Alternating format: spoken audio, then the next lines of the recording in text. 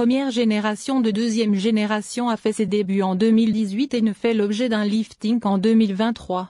Disponible en berline Fastback ou Break, 508 SW, le modèle français se décline en 3 niveaux de finition, allure, GT et Peugeot Sport Engine Red. PSE, est proposé avec des moteurs à combustion interne classiques ainsi que des groupes motopropulseurs hybrides et rechargeables. En termes de changement de style, la nouvelle 508 est considérablement différente de l'offre pré-lifting et semble s'inspirer de la 408 qui a fait ses débuts en juin dernier. Le nouveau logo de Peugeot est placé à l'avant et au centre de la calandre révisée, qui se fond dans la carrosserie et dans les phares matriciels à lait plus fins, ces derniers arborant également 3 bandes de feu de position en forme de croc progressant le long du pare-choc. La prise d'air inférieure a été reprofilée pour paraître plus agressive grâce à ses mandibules pointant vers le milieu et sa garniture noire brillante. Sur les côtés, on trouve un nouveau jeu de roues FRA de 18 pouces avec un capuchon central appliqué pour dissimuler les écrous de roues, tandis que tous les badges extérieurs portent la dernière typographie de la marque. À l'arrière, les feux arrière continuent d'avoir un design en forme de griffe mais la signature a été redessinée pour être désormais orientée vers l'extérieur. Un changement plus subtil est l'ajout du script Peugeot entre les feux arrière qui remplace le logo précédent. Peugeot annonce avoir ajouté 3 nouvelles couleurs à la palette, à savoir Oconite, Wheat, Eclipse Blue et Titanium Grey, tandis que le retour Selenium Grey est désormais disponible pour toutes les versions de la 508.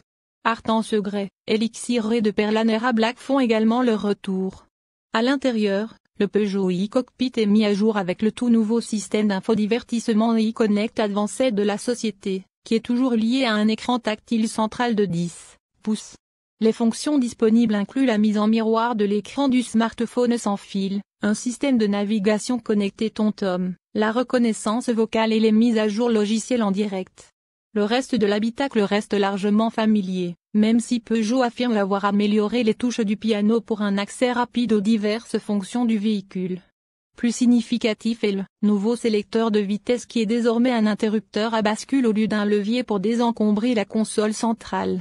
L'espace de coffre reste inchangé, la berline offrant entre 487 et 1537 litres et la SW de 530 à 1780 litres. Un accès main libre est également disponible. Les autres caractéristiques à l'intérieur comprennent un groupe d'instruments numériques de 12,3 pouces, un volant carré, qui fait partie de l'expérience e-Cockpit, et des sièges avant qui, selon Peugeot, sont si confortables qu'ils ont reçu le label AGR, Action für Gesundheitsrücken, par un organisme allemand indépendant. Association d'experts en ergonomie et santé du dos.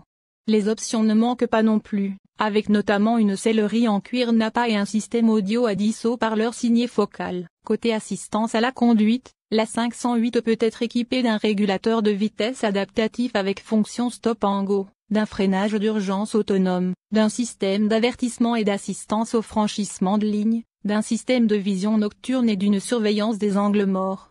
Et au chapitre aide à la conduite, la berline socialienne propose toujours ce qui se fait de mieux. On retrouve entre autres, la vision de nuit, le régulateur de vitesse adaptatif avec fonction stop et go, le freinage automatique d'urgence, l'alerte active de franchissement involontaire de ligne ou de bas-côté, l'alerte d'attention conducteur, la reconnaissance étendue et affichage sur le combiné digital des panneaux de signalisation, les caméras haute définition et la suspension pilotée à 3 modes, normal, confort et sport.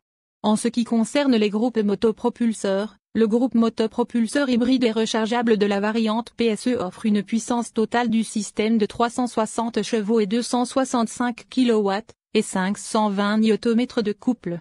Cette configuration est composée d'un moteur 4 cylindres turbo-compressé de 1,6 litres qui fonctionne avec 2 moteurs électriques, un dans la boîte de vitesse et un autre sur l'essieu arrière, pour assurer une transmission intégrale. Le PSE bénéficie également d'un amortissement variable avec 3 modes, confort, hybride et sport, d'un poids de roulement réduit, de voies avant et arrière plus larges, de roues de 20 pouces avec pneus Michelin Pilot Sport 4S et d'étrier avant fixe à 4 pistons agissant sur 380 mm à l'avant. Disque de frein.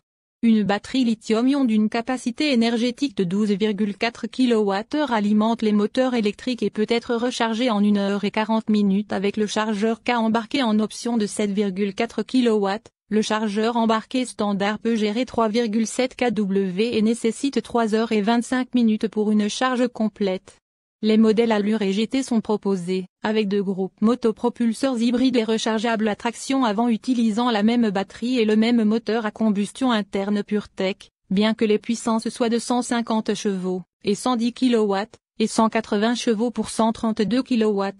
Les voitures non PSE peuvent également être équipées de 3 moteurs à combustion interne pure, dont un 3 cylindres essence turbo-compressé de 1,2 litres et un 4 cylindres turbo-diesel de 1,5 litres qui développent tous 230 chevaux et 96 kW. Pour les marchés d'exportation en Afrique, au Moyen-Orient et en Asie, un 4 cylindres turbo-compressé de 1,6 litres est disponible avec 218 chevaux et 160 kW. Tous les moteurs sont associés à une boîte automatique à 8 rapports et AT8. Peugeot jouit aujourd'hui d'une bonne réputation en matière de sécurité, comme en témoigne la note de sécurité 5 étoiles Euro NCAP accordée à la 508, obtenue en 2018. La voiture a obtenu un score impressionnant de 96% pour la sécurité des occupants adultes et de 86% pour la sécurité des enfants. Pratiquement identique aux chiffres affichés par la berline Volkswagen Arton, dont Peugeot espère que la 508 attirera également les acheteurs. Les modèles premium et supérieurs sont dotés de systèmes dont les voitures actives premium se passent. Les versions d'entrée bénéficient toujours d'une assistance au freinage d'urgence, d'un régulateur de vitesse, d'un système d'alerte de distance et d'une fonction d'assistance au maintien de voie, tandis que des technologies telles que le régulateur de vitesse intelligent, une alerte d'attention du conducteur, la détection des angles morts et la reconnaissance des panneaux de signalisation se trouvent sur les modèles plus haut de gamme. La 508 ne figurait pas dans notre enquête sur la puissance du conducteur de 2022, bien que la Super Mini 208, le crossover 2008 et le SUV 3008 figuraient tous sur la liste des 75 meilleures voitures à posséder. Peugeot lui-même a terminé à la 11e place sur 29 constructeurs en 2022, mais a réussi une remontée impressionnante jusqu'à la 4e place lors du sondage de 2023. La conduite et la maniabilité ont été les domaines qui ont reçu les plus grands éloges, tandis que le design extérieur et la finition ont également été